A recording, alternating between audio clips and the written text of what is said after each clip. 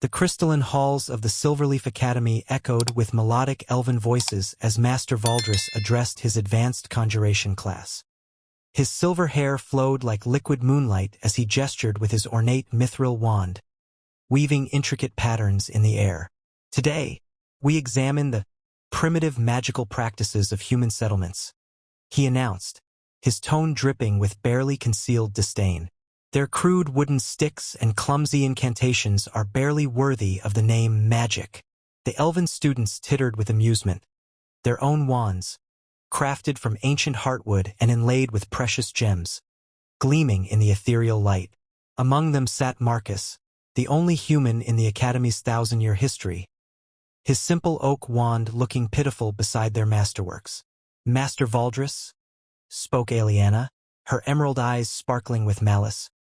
Perhaps our guest could demonstrate these inferior techniques for our study? Marcus felt heat rise in his cheeks as dozens of immortal gazes turned toward him. For months, he'd endured their condescension, their whispered jokes about short-lived simpletons, and their theatrical gasps whenever he managed even basic spell work. Very well, Master Valdris said, his lips curving in what might charitably be called a smile. Marcus, show us your most accomplished spell. Standing slowly, Marcus drew his wand and began the familiar motions for a simple light charm. The oak trembled in his grip as he fought to channel the Academy's overwhelming magical currents. A weak, flickering orb materialized above his palm, pathetic compared to the brilliant luminescence his classmates could produce. The elves exchanged knowing looks. Valdris shook his head with mock sympathy. You see, class, humans require these training wheels to perform even the most elementary magic. Without their crude focusing tools, they are completely helpless. He turned back to Marcus with theatrical pity. Tell me, boy, what would you do if you lost your precious stick? The question hung in the air like a challenge. Marcus looked down at his wand, then at the sea of perfect elven faces surrounding him. Something inside him snapped. You really want to know?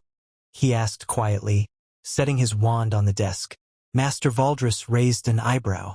Oh, this should be entertaining. Marcus closed his eyes and reached deep within himself. Not for the refined, channeled magic the elves taught, but for something older, wilder, more fundamental. He thought of his grandmother's stories, of hedge witches and battle mages who had never seen the inside of an academy, who had learned magic not from ancient tomes but from necessity, from survival. The temperature in the room began to drop. When Marcus opened his eyes, frost was spreading across the floor beneath his feet. His breath came out in visible puffs as he raised his empty hands, fingers moving in patterns no elven text had ever recorded. What is he doing?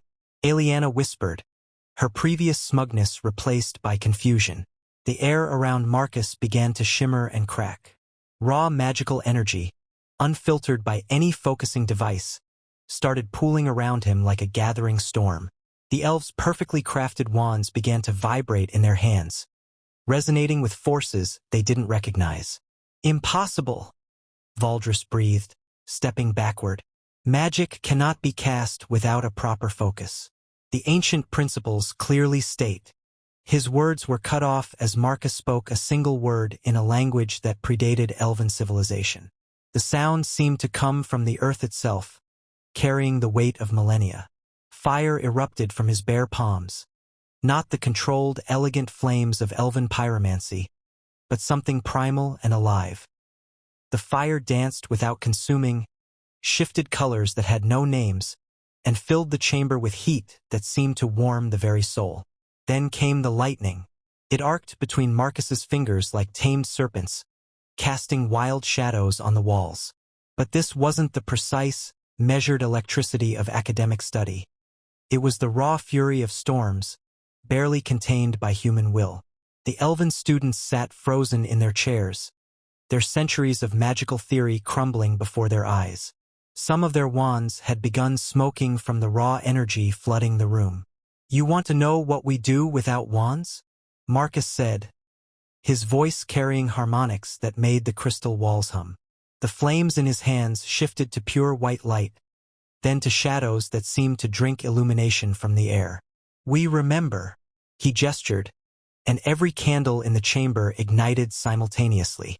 Another motion, and the very air began to sing, literally sing, in harmonious tones that made the elves' ears ring. "We remember when magic wasn't about tools and focus and proper forms," Marcus continued, now walking slowly around the stunned classroom. Where his feet touched, flowers of pure energy bloomed and withered in seconds. "We remember when it was about will and need and the desperate creativity of people who had nothing left to lose." Master Valdris's perfect composure finally cracked. This shouldn't be possible. The magical principles that govern elves," Marcus interrupted. "You've spent so long perfecting your techniques, so many centuries refining your methods, that you've forgotten magic doesn't belong to you." He stopped in the center of the room and spread his arms wide. The air itself seemed to respond, swirling around him invisible currents of power. "Humans don't live forever. We don't have centuries to perfect a single spell or decades to craft the perfect wand. So we learned to make do with whatever we could find, whatever we could reach, whatever we could become." The energy around Marcus began to settle, but the room still thrummed with residual power. Scorch marks decorated the floor where his fire had touched, and the scent of ozone lingered from his lightning. "Your wands are beautiful," he said, looking at each stunned elven face in turn. "They're masterworks of magical engineering, but they're also crutches."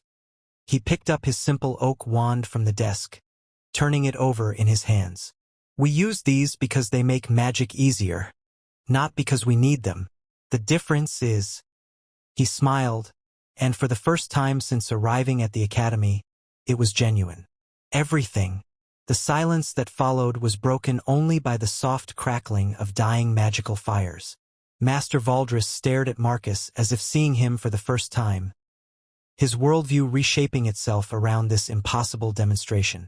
Finally, Aliana spoke, her voice barely a whisper. How long have humans been able to do this?" Marcus shouldered his pack, suddenly feeling very tired. "Since the beginning," he said simply. "We just never thought it was worth mentioning." As he walked toward the door, the elven students parted like water before him, their perfect wands clutched uselessly in trembling hands. Behind him, Master Valdris sank into his chair, staring at the scorch marks on his pristine floor and wondering what else his 1,000 years of study had missed. The age of elven magical supremacy, Marcus realized, was about to become very interesting indeed.